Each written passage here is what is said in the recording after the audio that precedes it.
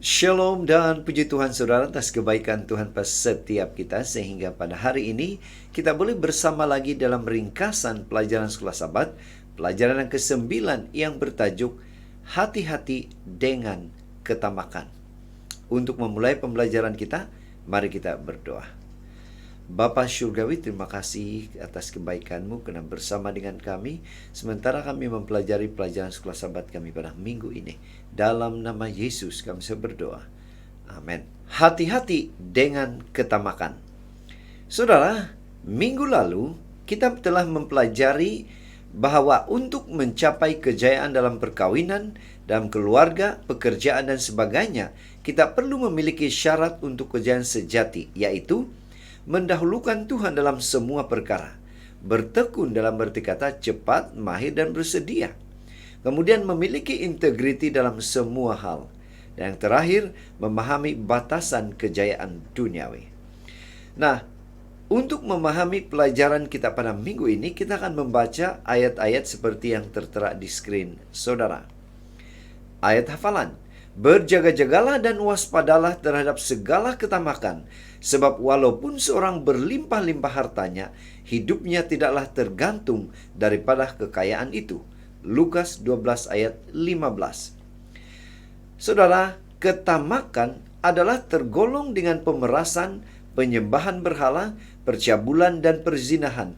Itulah yang dikatakan dalam ayat itu. Nah, itu sebabnya minggu ini kita akan melihat contoh-contoh betapa buruknya ketamakan itu dan apa yang boleh kita lakukan untuk mengatasinya. Dan untuk memahami dan menjawab pertanyaan besar ini, kita akan membagikan kepada 5 topik seperti yang ada di screen saudara. Pendahuluan Sekolah Sabat. Ketamakan ditakrifkan sebagai keinginan yang melampau untuk kekayaan atau harta benda yang sebenarnya bukan milik Anda. Ketamakan adalah dosa yang sama buruknya dengan berbohong, mencuri, dan membunuh, sehingga Tuhan memperingatkan kita dalam hukumnya. Jangan mengingini rumah sesamamu, jangan mengingini istri sesamamu, atau hambanya lelaki, atau hambanya perempuan, atau lembunya, atau keledainya, atau apa-apapun kepunyaan sesamamu. Keluaran 20 ayat 17. Ketamakan sering disenaraikan dengan dosa-dosa keji yang akan menghalang seseorang daripada kerajaan Tuhan. Seperti dalam 1 Korintus 6 ayat 9 hingga 10. Paulus berkata bahwa ketamakan adalah penyembahan berhala.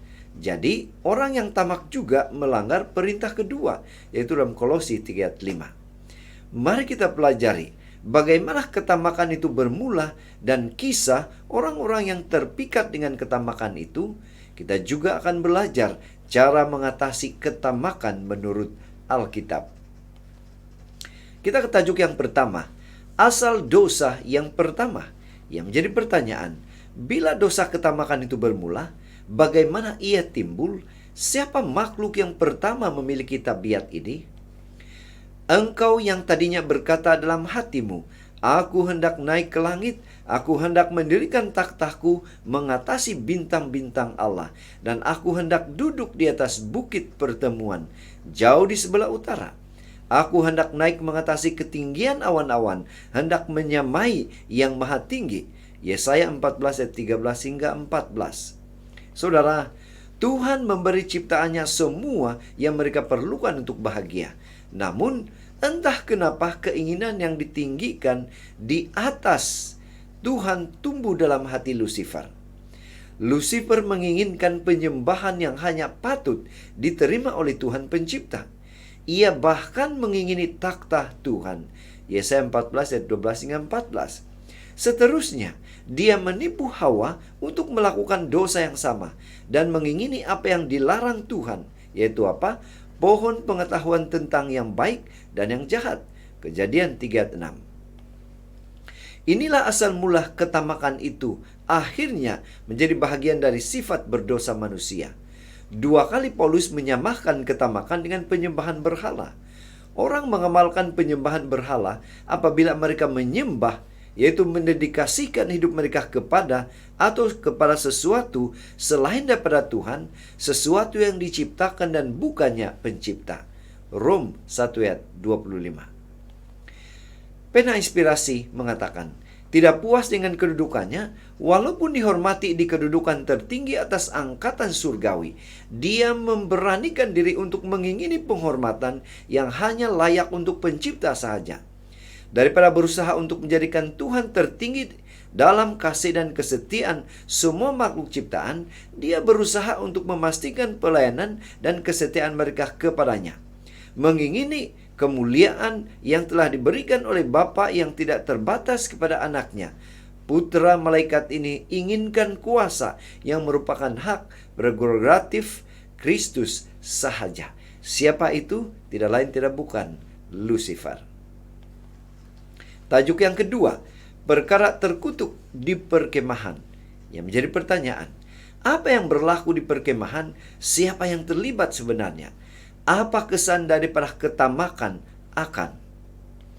Yosua 7 ayat 21 mengatakan, aku melihat di antara barang-barang jarahan itu jubah yang indah, buatan siniar, dan 200 shikal perak, dan sebatang emas yang 50 shikal beratnya.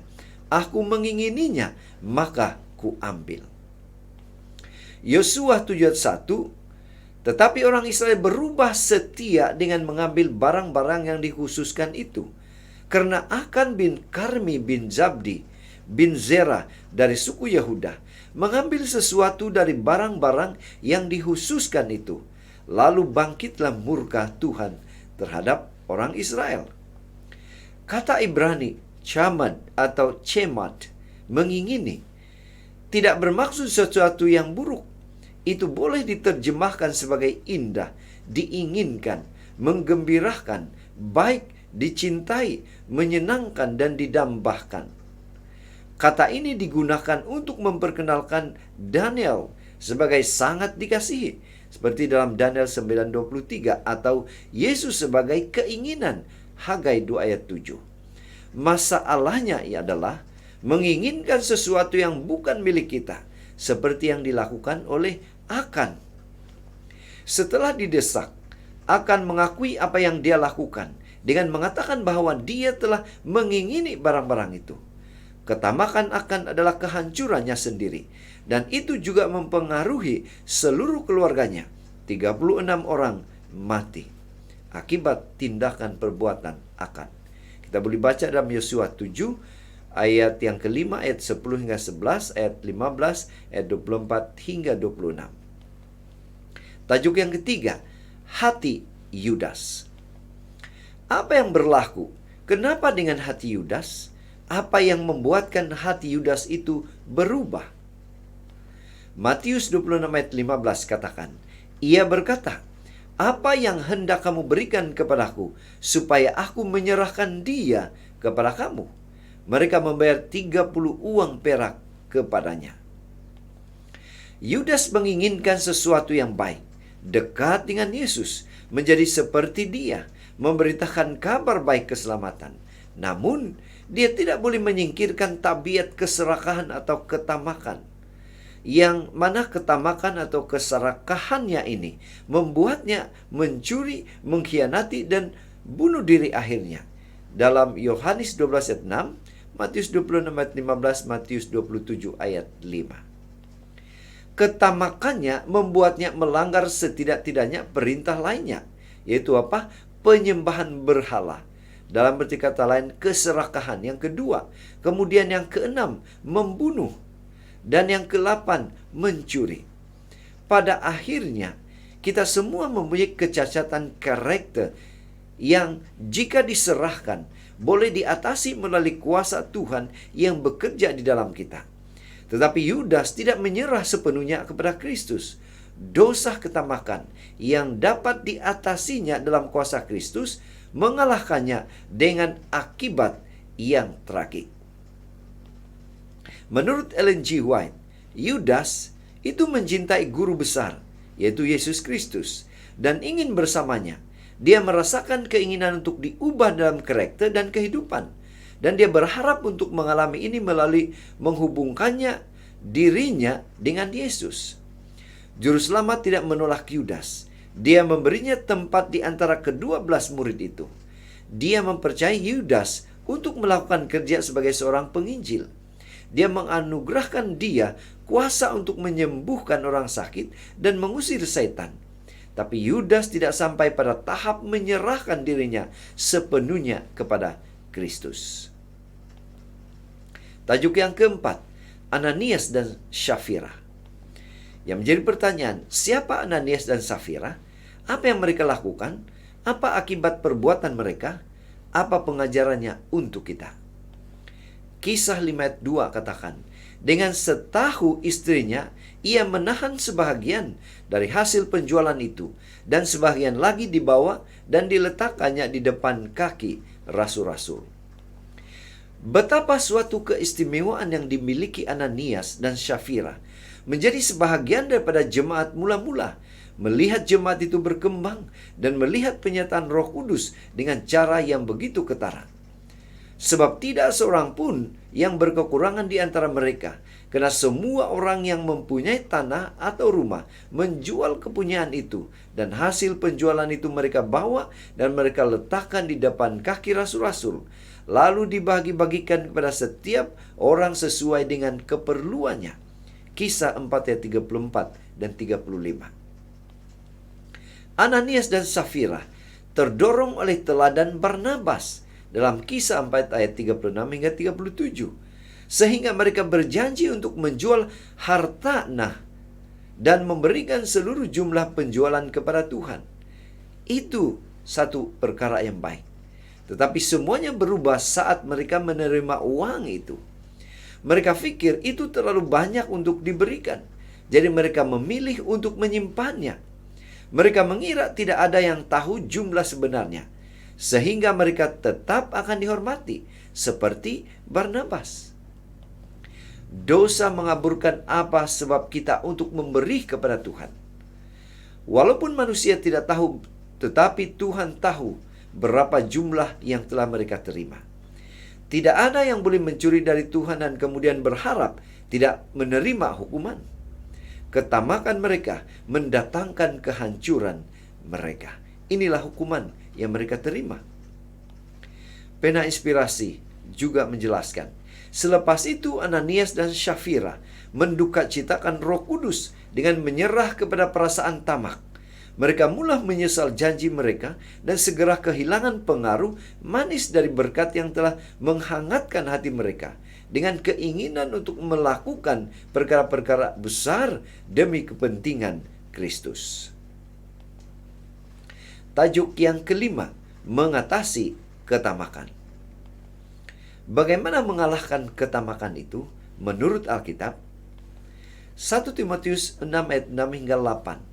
Memang ibadah itu kalau disertai rasa cukup memberi keuntungan besar. Sebab kita tidak membawa sesuatu apapun ke dalam dunia, dan kita pun tidak dapat membawa apa-apa pun keluar. Asal ada makanan dan pakaian, cukuplah. Ketamakan adalah masalah hati, dan seperti kesombongan dan mementingkan diri, seringkali tidak disedari. Itulah sebabnya ia boleh membawa maut dan memperdayakan. Cukup sukar untuk mengatasi dosa yang ketara atau jelas. Seperti apa? Berdusta, berzina, mencuri, menyembah berhala, melanggar Sabat. Tetapi ini adalah perbuatan luaran. Perkara yang perlu kita pikirkan sebelum kita melakukannya. Tetapi untuk mengatasi pemikiran salah atau masalah hati itu sendiri, itu lebih sukar. Mengapa? Jadi, bagaimanakah dalam kuasa Tuhan kita boleh dilindungi daripada dosa berbahaya yang memperdayakan ini? Yang pertama, ingatlah bahwa Tuhan cukup berkuasa untuk membebaskan kita dari pencobaan. 1 Korintus 10:13. Yang kedua, buatlah keputusan atau pilihan untuk beribadah dan bergantung kepada Tuhan dan menjadi sebahagian daripada keluarganya. Pilihlah kamu pada hari ini kepada siapa kamu akan beribadah. Tetapi aku dan seisi rumahku, kami akan beribadah kepada Tuhan. Yosua 24 ayat 15. Kemudian cara yang ketiga, berdoalah setiap hari dan sertakan ayat di dalam Matius 6 ayat 13 yang berbunyi, "Janganlah membawa kami ke dalam pencobaan, tapi lepaskanlah kami daripada yang jahat, sebab Engkaulah yang mempunyai kerajaan dan kuasa dan kemuliaan sampai selama-lamanya." Apabila berasa tamak terhadap sesuatu yang Anda tahu tidak sepatutnya Anda miliki, berdoalah untuk itu. Menuntut janji dalam Alkitab untuk kemenangan, seperti dalam 1 Korintus 10 ayat 13. Dan yang keempat, sentiasa mengkaji firman Tuhan, yaitu Alkitab. "Dalam hatiku aku menyimpan janjimu, supaya aku jangan berdosa terhadap engkau." Mazmur 119 ayat 11. Pena inspirasi menguatkan atau menjelaskan kepada kita. Jika kita mau mengizinkan pikiran kita untuk lebih memikirkan Kristus dan alam surgawi, kita akan menemukan dorongan dan dukungan yang kuat dalam berperang dalam peperangan Tuhan. Kebanggaan dan cinta dunia akan kehilangan kekuatannya saat kita merenungkan kemuliaan negeri yang lebih baik itu, yang akan segera menjadi rumah kita. Di samping keindahan Kristus, semua daya tarik duniawi akan tampak tidak berharga. Jadi saudara, dari pelajaran sekolah sahabat kita pada minggu ini, kita boleh menyimpulkan. Poin pertama, nafsu, suatu bentuk ketamakan, melahirkan dosa yang mengakibatkan kematian. Yakobus 1:15. Ketamakan adalah pelanggaran terhadap hukum kasih yang tidak mementingkan diri sendiri. 1 Korintus 13 ayat 5. Kehidupan yang saleh yang disertai dengan rasa cukup adalah keuntungan yang besar. 1 Timotius 6 ayat 6 hingga 10. Ketamakan tidak mengenal batas, berlaku juga di sorga. Poin seterusnya, hari ini di bumi, manusia terus mengingini apa yang hanya milik Tuhan. Yang terakhir, penyelesaian kepada ketamakan dan nafsu ini adalah dengan berjalan dalam roh, bukan dalam daging. Galatia 5 ayat 22 dan Roma 8 ayat 4 hingga 9. Jadi saudara, sekian saja ringkasan pelajaran sekolah sahabat kita pada minggu ini. Semoga ini boleh membantu kita memahami pelajaran sekolah sahabat kita pada minggu ini. Tuhan memberkati kita. Mari kita berdoa.